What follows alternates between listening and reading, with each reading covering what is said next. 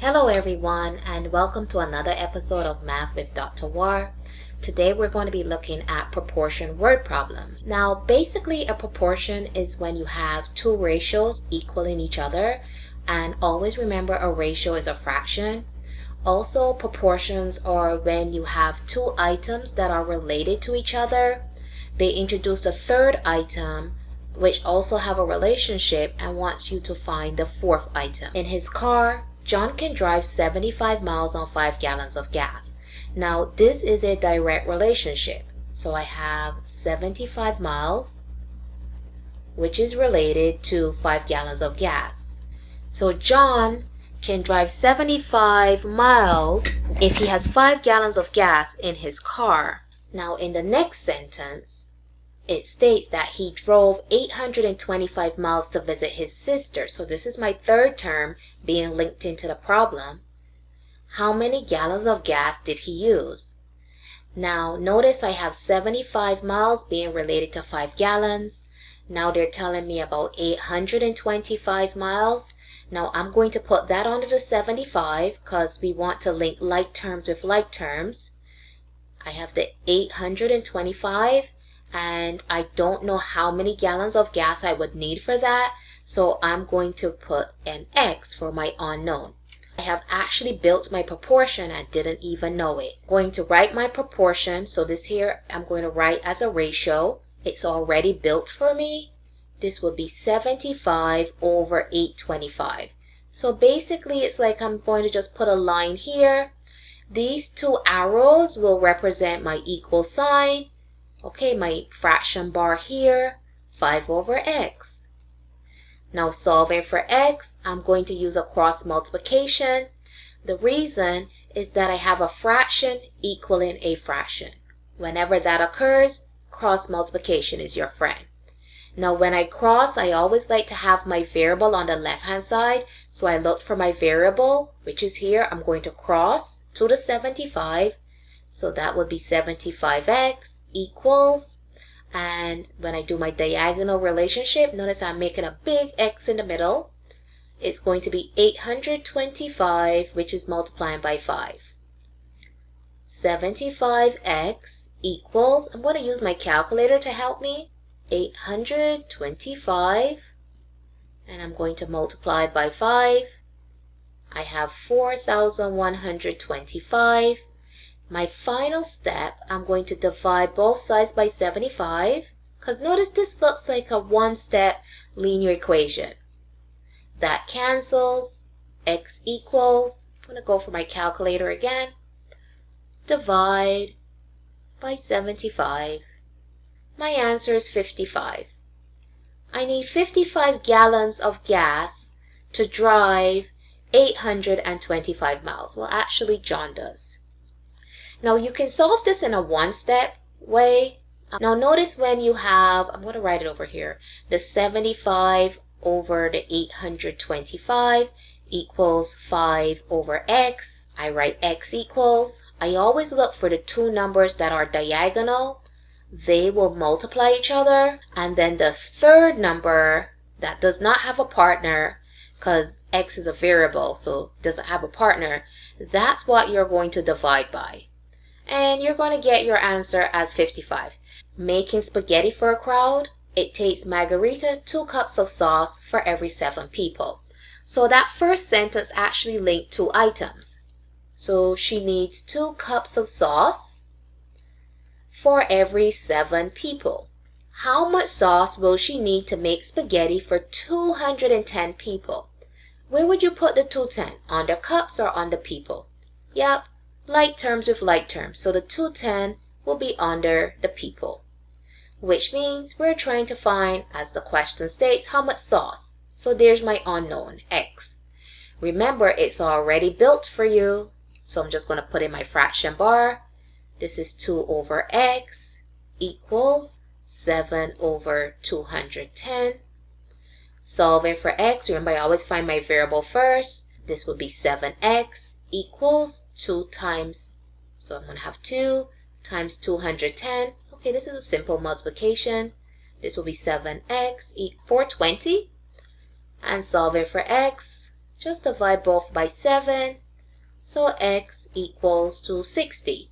So she's going to need 60 cups of sauce if she needs to make spaghetti for 210 people. Now sometimes when you're solving a proportion problem, it's not actually a word problem. They can give you shapes. Here I'm given 2 triangles, and they said the 2 triangles are similar. And by similar, it means that they have the same shape. They're both triangles, but they're proportional in size. One is bigger than the other. So my first triangle is my small triangle, and my second one is my big one. So that's what they mean by similar. And they want us to find what is the measure of x in centimeters. And again, if it's a shape, you're just going to place like terms with like terms. So if I go for the small triangle, notice that I'm looking at the diagonal side of the triangle, which is 5. So 5 over, and I'm going to look at, for the big triangle, its diagonal side, that is 14. So the small and the big. So notice I'm looking at similar sides. So here, this 5 and this 14, they are similar. It's just that one is bigger than the other. So I started with my small triangle, 5 over 14 equals, I'm going to go back to my small. So I'm looking at this side right here, which is my vertical side, which is 2 over, and here is my vertical side for the big, which is x. And again, you've built your proportion. You're going to cross multiply to solve. 5 times x is 5x equals 2, which is multiplying 14. I get 5x equals to 2 times 14 is 28. Now this question is a good candidate for a non-calculator because the numbers are so nice. Solving for x, I'm going to divide both sides by 5. And I'm going to go on the side. Here's 28 and I'm dividing by 5. 5 goes into 28 5 times. 5 times 5 is 25. When I subtract, I get 3. Now I'm going to stop here and I'm going to look at my answers. So when I divided, I got 5. This is 4.0. No. This is 5.6. This is the only 5 I see here. This is my answer. This is 8.4 and this is 11.0. When you divide, you can stop. Once this was the only 5, I didn't need to go further. If you want to, add your decimal point, add a 0, bring it down. 5 goes into 30 6 times. See, my answer is 5.6. But I didn't have to go all the way to the end. Once I divided and got that 5, I looked at my answer choices and was able to pick my answer. Remember, your test is time, so you need to use these strategies to help you out because you may have a problem that will take up a little bit more time than it should. Now sometimes, again, you might get a shape problem, but they might not want you to solve it. They might want you to set up. I have 2 rectangles are similar. Again, they're both the same shape. They're both rectangles, but they're proportional, meaning one is bigger than the other. Which proportion could you use to find a missing side? Now, whenever students have problems like this, they always run into a little bit of difficulties because they set up the problem like how I set it up.